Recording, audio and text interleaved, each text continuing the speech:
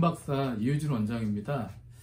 오늘은 안면마비의 전조 증상에 대해서 말씀드리겠습니다. 안면마비에 전조 증상이 있나요? 물론 당연히 안면마비에도 전조 증상이 있습니다. 보통 한쪽의 귀 뒤가 아파요. 오랫동안, 며칠 동안. 그 다음에 또 한쪽의 뒤통수가 또 아파요. 그리고 또 한쪽의 뒷목이 아파요. 이런 증상들이 바로 안면마비가 오기 전에 전조 증상입니다. 그 이유는 얼굴로 가는 신경이 이 귀 뒤를 통해서 얼굴로 가기 때문에 여기에 굵은 안면마비가 안면신경이 지나가기 때문에 여기에 염증이 생기거나 부을 때 이 귀 뒤나 뒤통수, 목 뒤가 아프다는 증상을 호소하게 됩니다. 그런데 이런 불편한 증상이 있는데도 쉬지 않고 몸을 무리하게 쓰고 또 밤새고 술, 담배 계속하고 추운데 또 오래 있고 또 비 맞고 다니고 하면 염증과 부종이 더 심해지면서 결국 얼굴로 가는 안면신경이 마비가 된다는 겁니다. 우리가 안면마비 하면 일반 분들은 말초성 안면마비를 주로 이야기하시는데요. 이거 말고도 이 뇌 자체의 이상으로 오는 중추성 안면마비도 있습니다. 오늘은 일단 일반적인 말초성 안면마비를 위주로 말씀드리겠습니다. 만약에 안면마비 전조 증상이 있다, 그러면 어떻게 해야 해요? 어떻게 해야 될까요? 당연히 치료를 빨리 하셔야죠. 왜? 빨리 해서 정상으로 돌려 놓아야 안면마비가 오는 것을 막을 수 있으니까요. 매우 중요한 겁니다.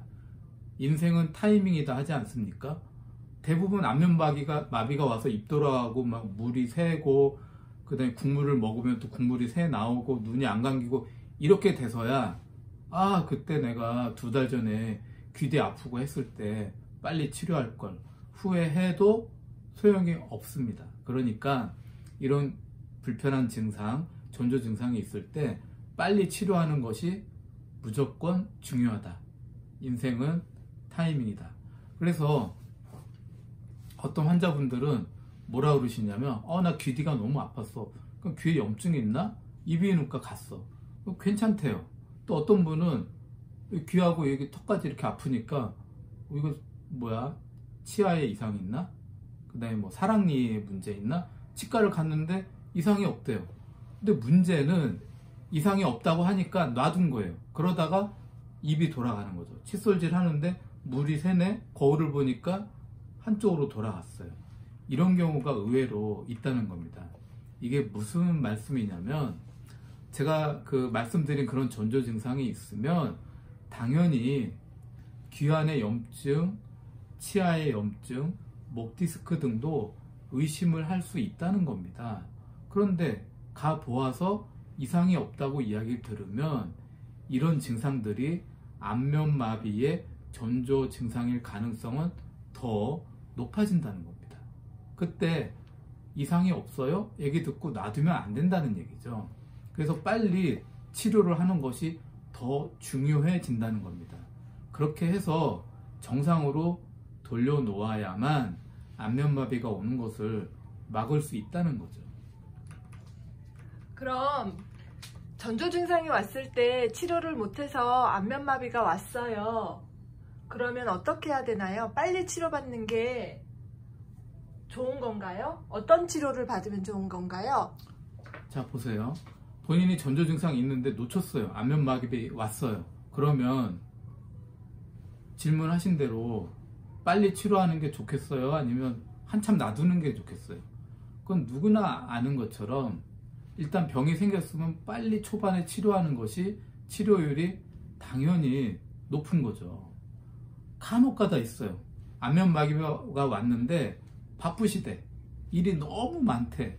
그래서 6개월 후 아주 심각한 경우에는 1년 후에 치료하는 분들이 아주 간혹 있습니다. 그럼 그런 분들이 치료 잘 될까요? 치료율이 많이 떨어지죠. 안면마비가 왔는데 초반에 이렇게 치료를 하면 치료율이 높기 때문에 일부는 깨끗하게 정상으로 돌아오는 경우도 있습니다. 왜? 오늘 제가 말초성 안면마비, 우리가 일반적으로 알고 있는 안면마비 이야기한다고 말씀드렸잖아요. 말초성 안면마비, 말초신경의 이상으로 오는 이런 안면마비, 이런 말초신경의 문제는 특징이 재생이 가능하다는 거예요. 그렇기 때문에 왔을 때 초반에 빨리 열심히 치료를 하면은 깨끗하게 좋아지는 경우가 깨끗하게 좋아지는 게 가능하다는 겁니다. 그래서 이 안면마비가 왔을 때 빨리빨리 초반에 치료하는 것이 중요하다라는 말씀이고요. 그 다음에 뭐 치료는 어떤 치료가 있냐 하시는데, 중요한 거는 의사를 만나서 상담을 하셔야죠. 그렇게 해서 본인한테 단순 침치료만 하는 게 좋은 건지, 한약치료 같이 하는 게 좋을지, 교정치료 같이 하는 게 좋은지, 약침치료 같이 하는 게 좋은지 상담하시고 결정하시면 됩니다. 오늘은 안면마비의 전조 증상에 대해서 말씀드렸습니다. 쭌박사 이유준 원장이었습니다. 감사합니다.